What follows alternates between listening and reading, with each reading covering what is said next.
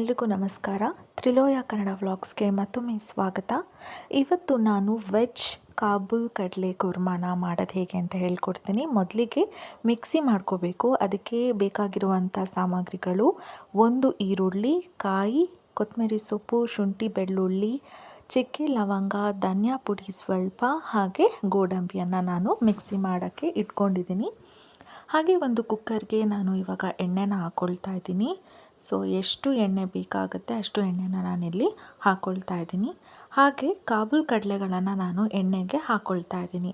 ಹಾಗೆ ಇಲ್ಲಿ ಏನು ಗಮನಿಸಬೇಕು ಅಂತ ಹೇಳಿದ್ರೆ, ಕಾಬೂಲ್ ಕಡಲೆಗಳನ್ನು ಕುರ್ಮಾ ಏನು ಮಾಡೋಕ್ಕೆ ಯೂಸ್ ಮಾಡ್ತೀವಿ ಅದನ್ನು ರಾತ್ರಿಯೇ ನಾವು ನೆನೆಸಿ ಇಟ್ಟಿರಬೇಕು. ಸೊ ಇನ್ನೇನು ನಾವು ಕುರ್ಮಾನ ಕುಕ್ ಮಾಡ್ತೀವಿ ಅನ್ನುವಾಗ ಅದನ್ನು ನಾವು ಎಣ್ಣೆಗೆ ಹಾಕ್ಕೊಂಡು ಈ ಥರ ಫ್ರೈ ಮಾಡ್ಕೋಬೇಕು.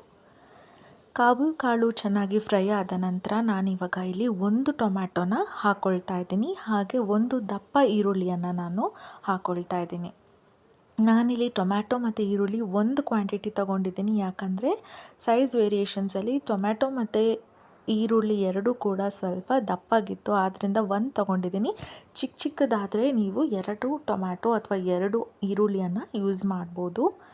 ಹಾಗೆ ನಾನು ವಿಡಿಯೋ ಫಸ್ಟಲ್ಲೇ ತೋರಿಸಿದ ಹಾಗೆ ಮಿಕ್ಸಿ ಮಾಡೋಕ್ಕೆ ಇರುವಂಥ ಐಟಮ್ಸನ್ನು ನೀಟಾಗಿ ತುಂಬಾ ಪೇಸ್ಟ್ ಆಗಬೇಕು, ಅದು ತರಿ ಇರಬಾರ್ದು.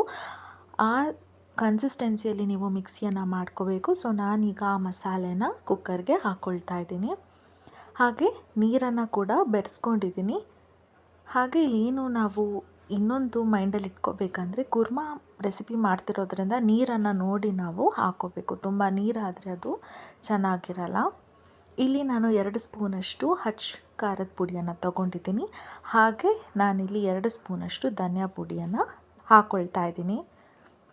ಸೊ ಇದು ಚೆನ್ನಾಗಿ ಕುದಿ ಬಂದ ನಂತರ ಲಾಸ್ಟಲ್ಲಿ ಬೇ ಲೀಫ್ ಅಥವಾ ಪಲಾವ್ ಎಲೆ ಅಂತ ನಾವೇನು ಹೇಳ್ತೀವಿ ಅದನ್ನು ನಾನು ಹಾಕ್ಕೊಳ್ತಾ ಇದ್ದೀನಿ. ಯೂಶ್ವಲಿ ನಾವೇನೇ ಈ ಥರ ಐಟಮ್ಸ್ ಮಾಡೋದಾದರೂ ಒಗ್ಗರಣೆ ಮುಂಚೆಗೆ ನಾವು ಬೇ ಲೀಫ್ನ ಹಾಕ್ಕೊಳ್ತೀವಿ. ಬಟ್ ಇದು ಇನ್ನೇನು ಫೈನಲ್ ಸ್ಟೇಜಲ್ಲಿದೆ ಅಂತ ಹೇಳುವಾಗ, ಇನ್ನೇನು ಸ್ವಲ್ಪ ಕುದಿ ಬಂದು ಆಮೇಲೆ ರುಚಿಗೆ ತಕ್ಕಷ್ಟು ಉಪ್ಪನ್ನು ಹಾಕಬೇಕು ಅನ್ನೋ ಸಮಯದಲ್ಲಿ ನಾವು ಬೇ ಲೀಫನ್ನು ಹಾಕ್ಕೊಳ್ತೀವಿ.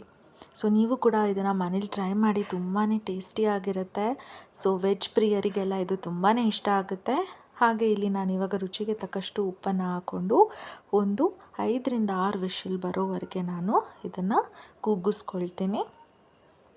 ನೋಡಿದ್ರಲ್ಲ ಎಷ್ಟು ಟೇಸ್ಟಿಯಾಗಿರುವಂಥ ಕುರ್ಮಾ ರೆಡಿಯಾಗಿದೆ. ಸೊ ನಾನು ಮಾಡಿರೋದ್ರಿಂದ ನಾನು ಟೇಸ್ಟಿ ಅಂತ ಹೇಳ್ತೀನಿ. ಬಟ್ ನಿಜವಾಗ್ಲೂ ಇದು ತುಂಬಾ ಟೇಸ್ಟಿಯಾಗಿದೆ. ನೀವು ಕೂಡ ಮನೇಲಿ ಮಾಡಿಕೊಂಡು ಟ್ರೈ ಮಾಡಿ ನನಗೆ ಕಮೆಂಟ್ ಸೆಕ್ಷನಲ್ಲಿ ಹೇಳಿ ಹೇಗೆ ಬಂತು ಅಂತ. ನಿಜವಾಗ್ಲೂ ತುಂಬ ಚೆನ್ನಾಗಿರುತ್ತೆ. ಹಾಗೆ ಇದನ್ನು ನಾವು ದೋಸೆ, ಚಪಾತಿ ಆಗಿರ್ಬೋದು, ಇಡ್ಲಿ ಆಗಿರ್ಬೋದು, ತುಂಬಾ ಟೇಸ್ಟಿಯಾಗಿರುತ್ತೆ. ಹಾಗೆ ಪಲಾವ್ ಏನಾದರೂ ಮಾಡಿದ್ರೆ ಇದನ್ನು ಸೈಡಾಗಿ ಕೂಡ ಯೂಸ್ ಮಾಡ್ಕೋಬೋದು. ತುಂಬಾ ಟೇಸ್ಟಿಯಾಗಿರೋಂಥ ವೆಜ್ ಕಾಬೂಲ್ ಕಾಳಿನ ಕುರ್ಮಾ ರೆಡಿಯಾಗಿದೆ. ಸೊ ನೀವು ನೋಡ್ತಾ ಇದ್ದೀರಾ, ನೀವು ಕೂಡ ಈ ಟೇಸ್ಟಿ ಕುರ್ಮಾನ ಟ್ರೈ ಮಾಡಿ ಅಂತ ಹೇಳ್ತಾ ಇವತ್ತಿನ ವ್ಲಾಗ್ ಇಲ್ಲಿಗೆ ಎಂಡ್ ಮಾಡ್ತಾ ಇದ್ದೀನಿ. ಮತ್ತೊಂದು ವ್ಲಾಗ್ ಜೊತೆ ಸಿಗ್ತೀನಿ.